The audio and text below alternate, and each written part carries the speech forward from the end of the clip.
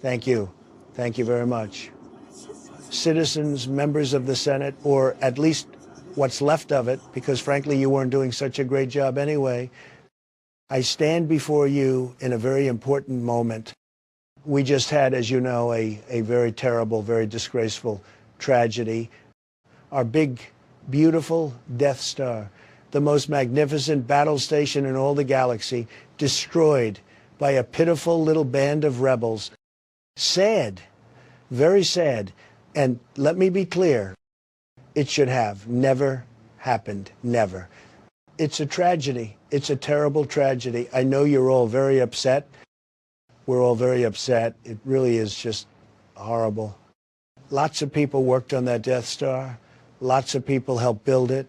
And they were paid very well.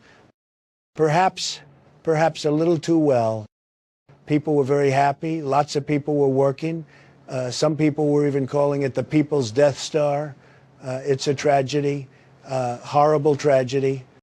And possibly worst of all, 2 million of our brave soldiers gone. Poof, just like that. Terrible, absolutely terrible.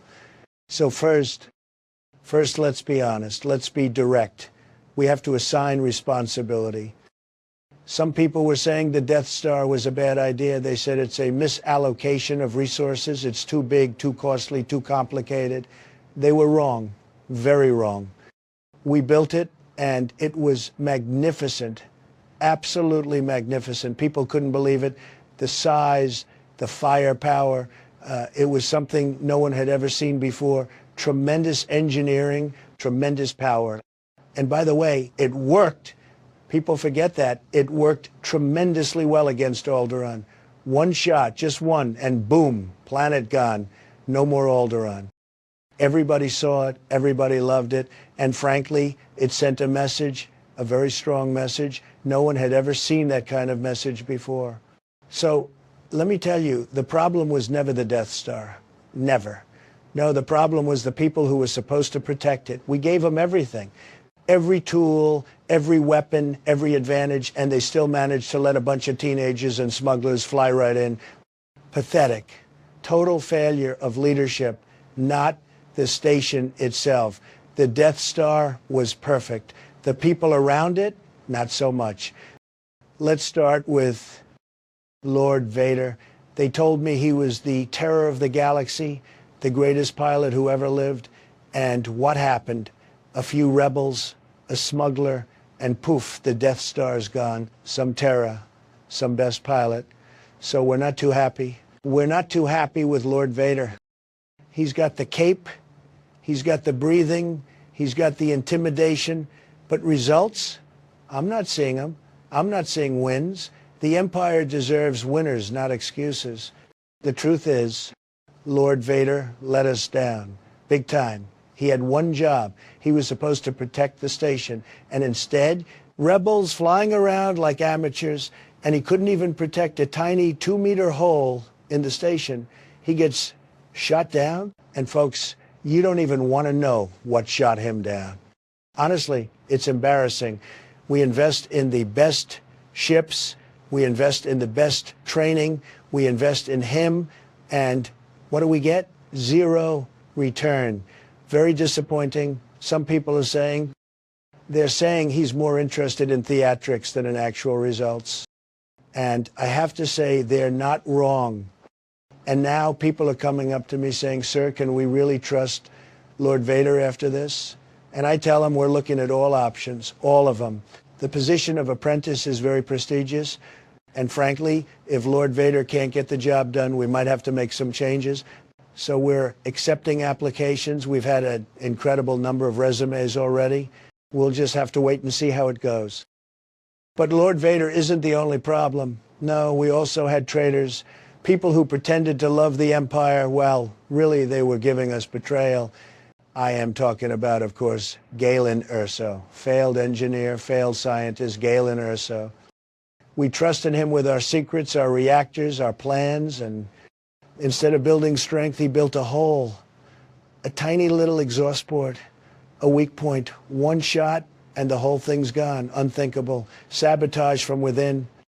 Look, you don't just build the greatest, most powerful weapon in the galaxy and leave it with a tiny vulnerability. That's not engineering. That's treason.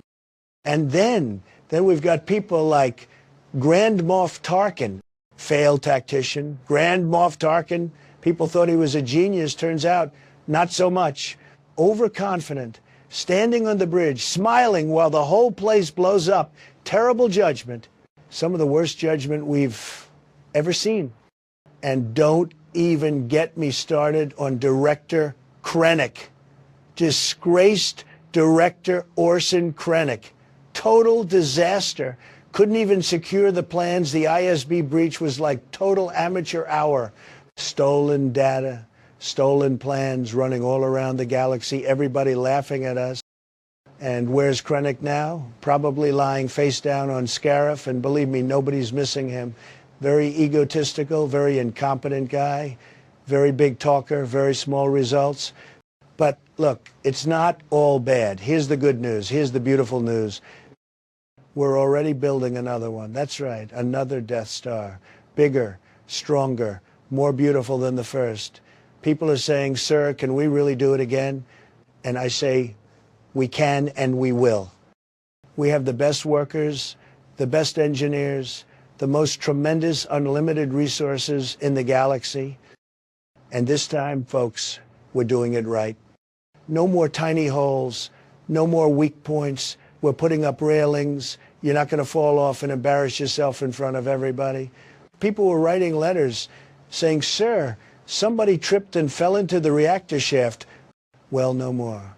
This one will have the railings. Beautiful railings, the best railings you've ever seen. And believe me, one little proton torpedo is not going to ruin the whole thing. Not this time. But Grand Admiral Thrawn, very smart guy, very talented, likes history, paints little pictures, people love him. He tells me, sir, you probably shouldn't tell people about it. Keep it secret, keep it quiet. But I said, Thrawn, buddy, you're missing the whole point. We're not going to hide it. Why should we hide greatness? We're proud of it. We're going to build it, and we're going to tell everybody about it. Let the rebels worry. Let them panic. It's tremendous psychological warfare, believe me. And let me also say this, because the fake news holonet, the rebel propaganda, they're all saying the empire is collapsing. They say we're overextended, falling apart, can't control the outer rim. Totally false, totally fake. In reality, we've never been stronger. These so-called rebels think they did something big. They think they embarrassed us, humiliated us. Wrong, not even close. They didn't even rattle us. They think they changed the galaxy. Folks, they didn't change anything, not one thing. And let me tell you, we're going to find them very fast, very easy. We know where they hide, the caves, the deserts, their little jungle bases. They think they're clever. They're not clever. We're going to root them out, every single one of them, and we're going to crush them quickly, decisively, easily. People are going to look back and say, wow, that was so fast. That was so easy. Believe me, they'll regret it big time, because they don't build anything. They don't create anything. They don't have workers. They don't have engineers. They don't have vision. All they have is destruction. That's all they know. They run around. They blow things up. They run away. And then they call it victory. They had their little party, their little parade. They danced around, passed around their little fake medals, and they thought it was the greatest day of their lives. But it's not going to age well. It won't age well at all, because now we're going to wipe them all out easily, believe me. And we're this close, incredibly close, to finding Mon Mothma. Believe me, we didn't forget about that sad little stunt she pulled, that disgraceful little speech she gave before walking out and failing as a senator. It's only a matter of time, folks. So when you really look at it, everything is going beautifully. We've got planets lining up to pledge loyalty. They don't even hesitate, folks. They don't. Jobs everywhere, stormtroopers, overseers, tremendous opportunities, tremendous order. I mean, who would want to change this?